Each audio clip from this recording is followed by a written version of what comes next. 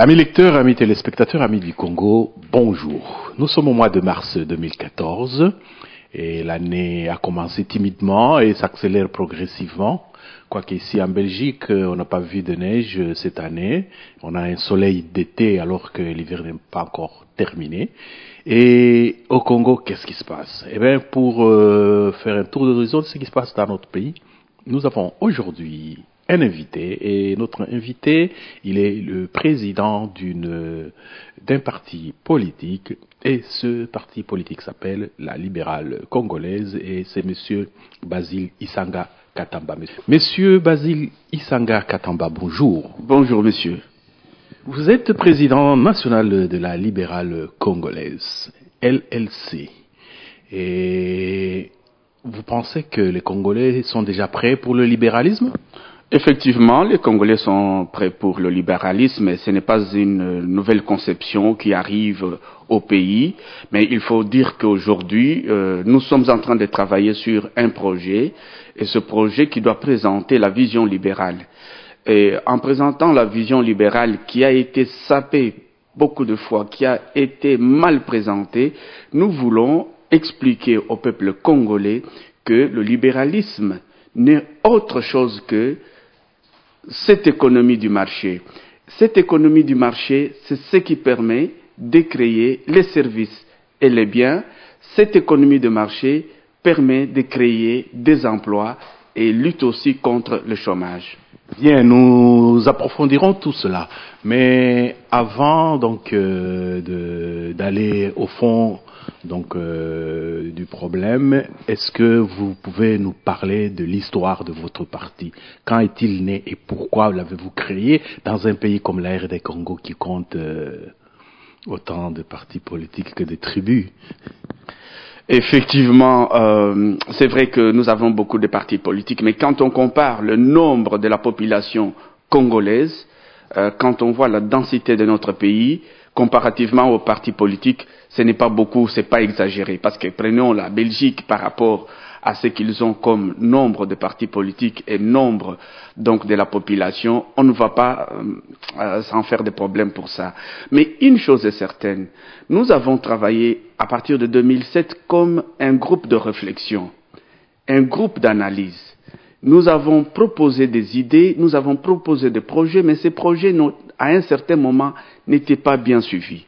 Alors, pour que nous puissions influer sur la situation dans notre pays, nous nous sommes transformés en groupe de réflexion en faisant une transition vers un parti politique. Alors, on a regroupé les Congolais de la diaspora, c'était pas évident, il y a eu de peur de part et d'autre, mais nous nous sommes dit, le changement de notre pays, c'est au pays. C'est ainsi que nous sommes descendus, parce que nous avions une vision de tout ce que nous avons appris par ici, toutes les expériences que nous avons, tout ce que nous avons vu, nous voulons aussi le transplanter ailleurs. Donc, nous sommes allés au pays, on a fait toutes les démarches, et le parti a été agréé en 2011. Peu avant les élections ou peu après les élections?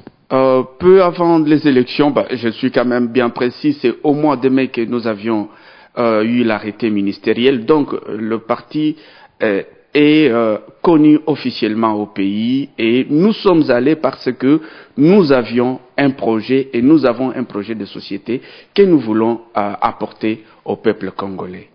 Bien, depuis cette époque-là, aujourd'hui, quel est le parcours de votre parti, l'implantation, le nombre de gens qui ont adhéré, les rencontres que vous avez organisées ici ou là-bas? Nous avions commencé tout d'abord ici en Europe avec des différentes réunions et la première sortie c'était en 2010 au mois d'octobre. C'était au Parlement européen où nous sommes sortis. Où nous avons fait publier notre charte, où nous avions publié aussi le manifeste du parti. Après, nous sommes allés au pays. Aujourd'hui, nous avons notre parti qui est implanté dans la ville de Kinshasa, province. En même temps, nous sommes implantés au Kasaï occidental, au Kasaï oriental, au niveau de Goma. Nous sommes aussi au niveau de Bas-Congo. Donc, nous allons progressivement parce que il faut quand même une certaine méthodologie, il faut aller progressivement. On n'a pas de course à faire, mais on a un travail à faire. Un travail se prépare lentement, mais de longue haleine, mais avec beaucoup de précision, et dire qu'est-ce que nous voulons atteindre comme objectif. Bien, vous avez dit sans précipitation, mais néanmoins un parti politique a comme objectif la conquête du pouvoir, et le meilleur moment pour un parti politique de s'exprimer, c'est lors des suffrages. Il y a un processus électoral que la CENI a enclenché, 2014-2016. Est-ce que vous pensez concourir ou pas? Et à quel niveau? Notre parti s'inscrit dans la logique des élections parce que nous savons que les élections restent le seul schéma, la seule voie qui amène un peuple, une population vers la démocratie. Nous nous inscrivons dans ce schéma des élections. Cependant, je ne saurais pas vous dire si réellement, moi je vais postuler à tel niveau ou à tel autre niveau, mais je pense que c'est quand nous allons nous réunir en congrès, c'est au parti de se décider. Si aujourd'hui nous parlons de la vision démocratique de notre pays, nous voulons aussi que nos actes suivent. Donc nous sommes en train de travailler pour que le moment venu, je vous dirai, si le parti se décide que je me présente au niveau communal, je serai au niveau communal. Si le parti se prononce pour que je sois au niveau provincial, je serai au niveau provincial. Donc ça relève que de l'organisation ou de la décision du parti quand nous serons réunis en congrès. Monsieur Basile Isanga Katamba, en tant qu'homme politique, vous suivez, comme tout le monde, l'évolution de la situation au pays, n'est-ce pas? Oui, chaque jour, chaque heure, je suis toujours l'actualité de mon pays parce que je suis responsable politique. En tant que président national, je dois suivre l'actualité du matin au soir. J'ai aussi des informations à donner, j'ai des informations à recevoir, ce qui fait que je suis l'actualité de mon pays, c'est sûr. Bon, nous n'allons pas revenir sur l'hécatombe électorale de novembre 2011 et nous allons essayer de lire ensemble l'actualité. Monsieur l'abbé Malou Malou, le président de la CENI, Commission électorale nationale indépendante, est passé ici en Belgique, au Parlement belge, et il avait proposé deux schémas des élections. En gros, soit qu'on fasse l'élection des députés provinciaux d'une façon indirecte, soit on le fait directement. Mais en disant de l'élection indirecte, ça sous-entend que il doit y avoir révision constitutionnelle. La première question par rapport à cela, des députés provinciaux, vous pensez qu'ils mériteraient d'être élus d'une façon indirecte? On respecte le souverain primaire? Bon, je pense que par rapport aux élections de 2011, de 2006, il y a un seul aspect que je trouve positif, c'est que nous sommes mis sur le processus démocratique. Et je l'ai dit la fois passée que tous les députés qui ont été élus en 2006, ils ne sont pas revenus en 2011. C'est que la population les a sanctionnés. Il est vrai qu'il y a eu des incohérences, il y a eu des irrégularités, mais c'est une voie. Par rapport aux propositions de l'abbé Malou Malou, en tant que président de la CENI, il est souverain dans sa structure. Moi, je considère que la CENI, c'est une structure d'expertise qui doit nous proposer, qui doit proposer des normes, qui doit proposer des hypothèses. C'est à la classe politique congolaise de s'en saisir pour dire voilà, ici, nous sommes d'accord avec ça, ça, nous ne sommes pas d'accord. De toutes les façons, c'est pas M. Malou Malou qui va aller voter les lois. Ce sont les députés congolais. Aujourd'hui, ça ne sert à rien qu'on s'attaque beaucoup à l'abbé Malou Malou. C'est vrai qu'il a fait une proposition au pays. Il est passé ici en Belgique, il en a fait. Mais c'est à nous, les hommes politiques. C'est aux parlementaires congolais de décider, de proposer des lois. Si effectivement, on veut modifier la Constitution, il y a donc on veut changer le critère d'élection, ou on veut changer le processus ou la situation. Moi, je pense que l'abbé Malou Malou seul ne peut pas modifier cette constitution. Donc, les personnes à qui il faut mettre des pressions, les personnes avec qui, monsieur le journaliste, qu'il faut discuter, ce sont les députés, c'est eux qui votent les lois. Aujourd'hui, bon, on parle contre Malou Malou, ça c'est vrai, il y a certains points peut-être qui ne sont pas clairs. Lui a fait une proposition, mais en comparant cette proposition qu'il a faite, qu'est-ce que nous proposons? Voilà. C'est une hypothèse qu'il a émise. Mais vous n'avez pas répondu à ma question. Oui. Qu'est-ce que vous pensez de l'élection indirecte d'un député provincial? Les élections indirectes d'un député provincial, moi je le vois autrement. Je pense qu'à un certain moment, on devrait réfléchir sur la capacité qu'un député, tout d'abord, provincial, soit élu par la base. Mon point de vue. De deux, même les sénateurs, ils pouvaient être élus par la base parce qu'ils doivent revenir au niveau de la base pour rendre compte. Vous vous imaginez quelqu'un qui a des moyens, monsieur le journaliste, si vous avez des moyens, que vous avez par exemple 50 000, 100 000, vous êtes capable de corrompre 4 députés provinciaux et en même temps devenir sénateur? Et à qui est-ce que vous allez rendre compte? À vos 3-4 députés provinciaux qui vous ont élus. Voilà, si nous voulons rehausser le débat politique, ça va. Mais si nous voulons chaque fois qu'il y a une proposition qui ne me plaît pas et que je dois mobiliser tout le monde pour dire que voilà, il a dit ça, je ne suis pas tout à fait d'accord, nous allons l'effacer avec le revers de la main, je ne suis pas tout à fait d'accord. Donc, ici, à moi seul, je ne pense pas. Nous avons les spécialistes en constitution. Nous avons des spécialistes en politique. Chaque parti politique a son directoire. Moi, je suis en train, j'ai demandé au secrétaire général de se pencher sur la question. Le moment venu, nous allons donner notre point de vue. Mais ici, je ne suis pas membre ou adepte de cette situation, de ces habitudes épidermiques sans avoir proposé des solutions. On critique. Oui, c'est lui qui critique, qu'il nous propose ce qu'il veut. Voilà, monsieur le journaliste, comment moi je vois la démarche. Bien. Passons à un autre point de l'actualité, mais on sera pratiquement toujours dans le processus électoral. Lors des accords de Sun City, on avait demandé que le gouvernement qui se mettrait en place commence par 1. Le recensement de la population. 2. L'identification des électeurs et le référendum, etc., etc.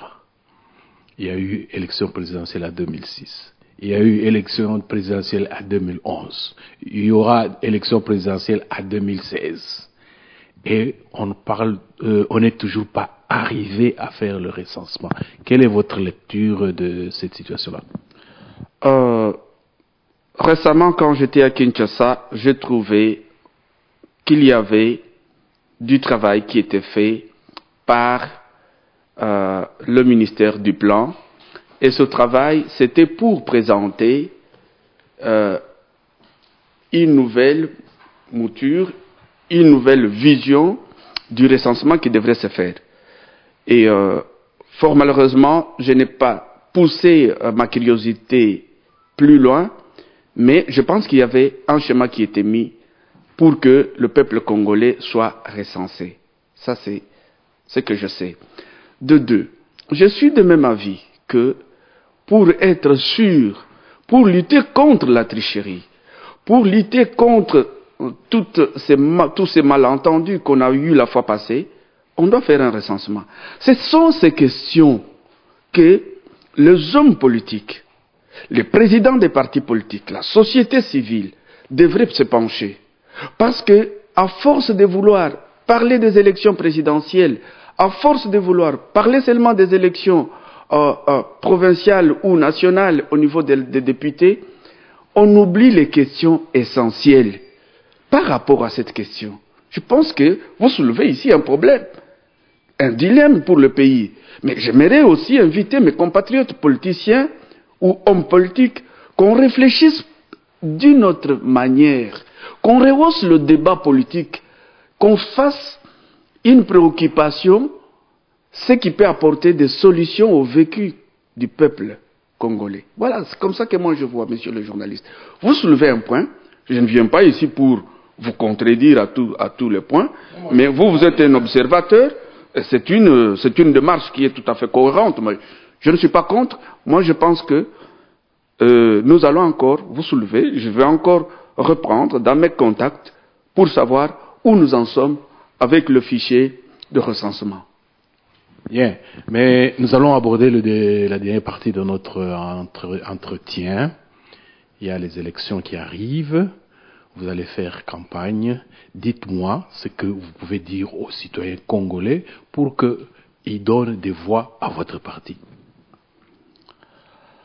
Ce que je veux dire au peuple congolais, c'est que aujourd'hui nous sommes dans un monde globalisé, où tout est réduit et tout est devenu un village planétaire. Alors, aujourd'hui, le Congo a besoin de la vision libérale. Cette vision libérale, c'est l'économie du marché social. Cette économie du marché social permet de créer des emplois, permet de créer des services, lutte contre le chômage.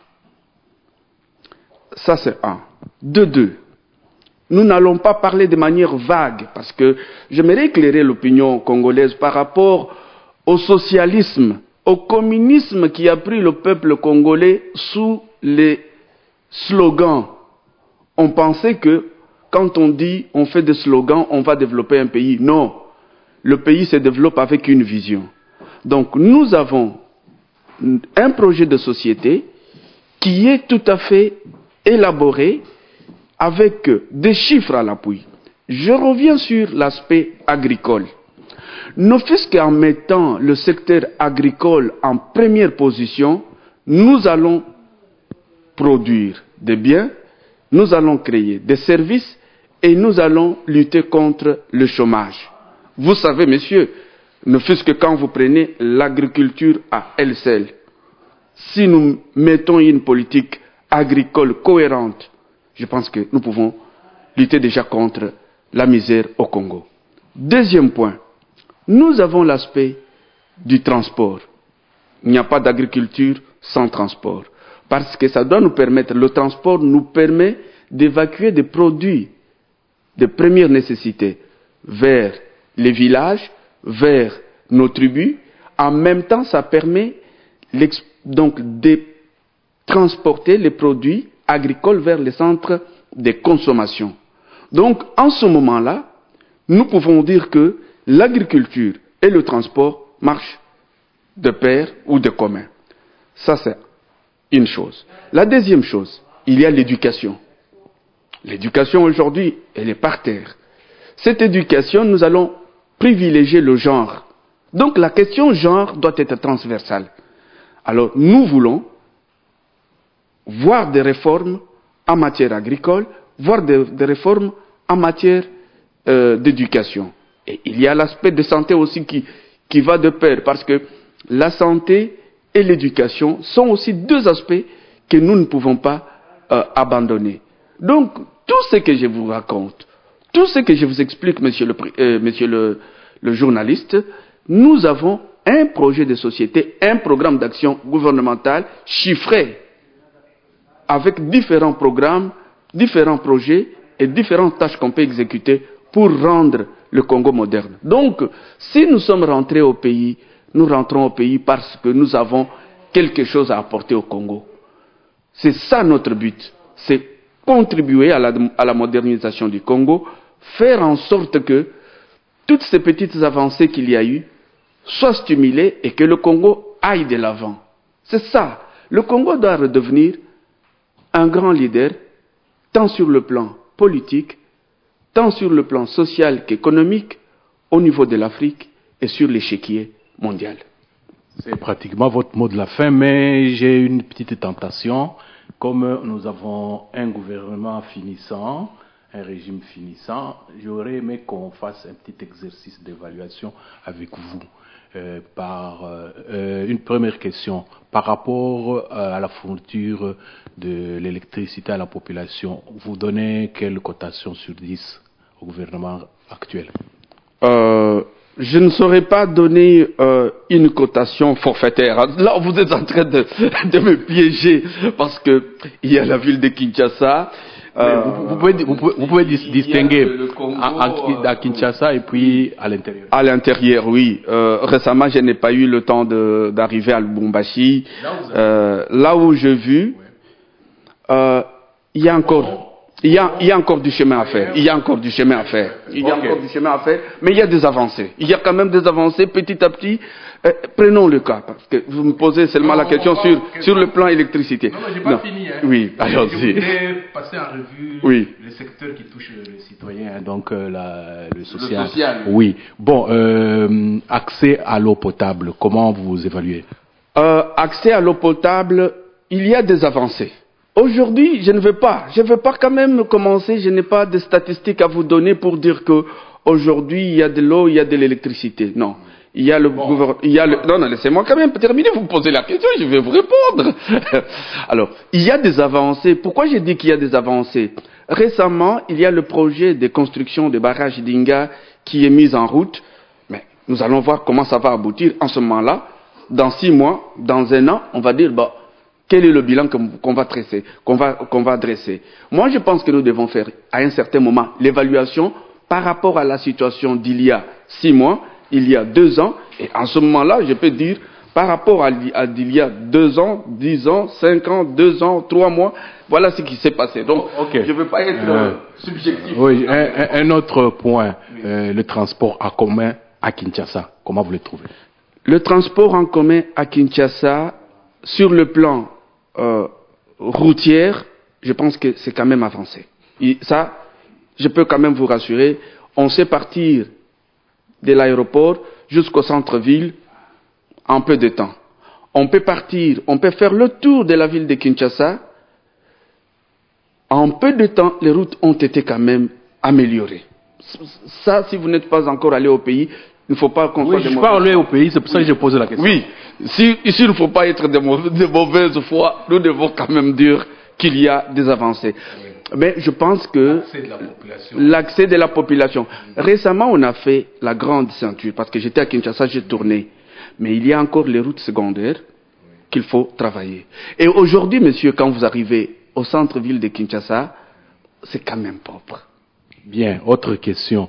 Quand il y a des avancées, disons que ces avancées sont possibles. Mais quand ça ne marche pas comme tout à l'heure, quand vous parlez de l'électricité, j'ai dit non, il y a des travaux qui avancent, mais jusque-là, nous attendons le résultat final.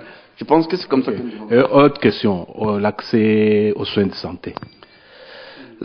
L'accès aux soins de santé, le Congo s'inscrit dans le programme mondial. Non, ma question est bien précise, hein, l'état des lieux. Parce qu'il y a des gens qui ont régné durant un temps, quand ils vont rendre le tablier, on va les juger sur de concret.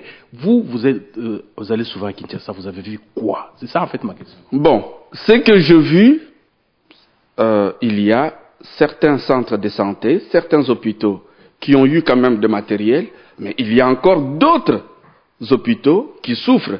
Mais moi, je n'aimerais pas que chaque fois qu'on discute du problème du Congo, de notre pays, qu'on se limite à Kinshasa. C'est vrai que bon, c'est pas grave. Kinshasa, si vous avez été à Kananga, oui, toujours donner. Non, je vais quand même dire que Kinshasa est bien loti que l'intérieur. Alors, le social, sur ce point, il faut l'améliorer. Je ne viens pas je ne veux pas vous flatter. Au niveau de l'intérieur, il y a encore des problèmes sérieux. Il faut y apporter quelque chose. Ça, c'est vrai. Oui. Et je termine par l'éducation. Vous pensez vous estimez, vous donnez quel pourcentage à l'accès des jeunes à l'enseignement primaire, secondaire et même universitaire? L'accès de la jeunesse à l'enseignement supérieur et universitaire, tout le monde y accède, mais fort malheureusement, le niveau est trop bas. Et c'est pour cette raison que je vous ai expliqué que dans notre projet de société, dans notre vision, nous privilégions, parmi les points les plus saillants, il y a l'éducation, il y a aussi la santé. C'est vrai, il y a beaucoup à faire. Aujourd'hui, un élève qui termine les humanités, il est incapable de concevoir un texte sur une page. Nous devons quand même y travailler. C'est à nous d'apporter notre contribution. C'est à nous de travailler. Nous n'allons pas attendre que ce soit une autre personne qui le fait pour nous. Je pense que ici, nous devons apporter ce que nous avons de capable. Ce que vous avez appris en Europe, vous devez le transplanter, comme toutes les diasporas aussi. La Turquie aujourd'hui, c'est grâce à sa diaspora. Le Japon, c'est grâce à sa diaspora. Mais messieurs les journalistes, le problème c'est que la diaspora congolaise, parfois, elle est distraite. Mais nous devons tout d'abord arriver, comme on a créé un parti politique, nous n'allons pas dire que tout le monde va créer des partis politiques, mais nous voulons que tout le monde, ou chacun, dans son coin, dise quelle initiative que je vais apporter au pays, sous forme d'une plateforme. Je pense que c'est ce qui va nous faire. Merci beaucoup, Monsieur Basile Lisanga. En 2 minutes, vous allez conclure, vous avez les derniers mots en disant ce que vous pourrez faire si vous accédiez au pouvoir que les autres n'ont pas pu faire. Je ne veux pas balayer d'un revers de main. Moi, je ne suis pas dans cette logique de vouloir tout balayer d'un revers de main et dire que tu n'as rien fait, moi je vais faire mieux. Non, moi je veux dire, il y a quand même l'agriculture que nous devons privilégier. Il y a le transport qu'il faut améliorer. Conclusion, j'ai dit, l'agriculture reste priorité de priorité. Nous avons un programme, nous avons un budget chiffré. Il suffit seulement qu'on se mette autour d'une table, nous nous mettons sur table notre projet de société. Nous avons le transport et notre parti, avec les experts, ils ont travaillé. Nous avons un budget, donc nous avons un coût chiffré. Il y a la santé qui reste prioritaire et il y a l'éducation aussi qui reste prioritaire. Mais tout ça, je ne dis pas que ce sont seulement les 3 secteurs ou 4 secteurs qu'il faut privilégier, mais il faut partir de quelque part. Voilà. C'est comme ça que je vois 4 secteurs: agriculture, transport, santé, éducation. Bien, Monsieur Basile Lisanga Katamba, nous vous remercions beaucoup pour vous être prêté à notre entrevue. Nous souhaitons bonne chance à votre parti et donc ceux qui jusqu'aujourd'hui n'ont adhéré à aucun parti et que vous avez pu convaincre grâce à notre entrevue peuvent venir vous voir. Nous allons afficher vos contacts et donc après les échéances électorales, si nous avons la chance, on pourra encore faire le point de votre travail. Merci et bonne soirée. Merci, c'est moi qui vous remercie, messieurs. Grand merci.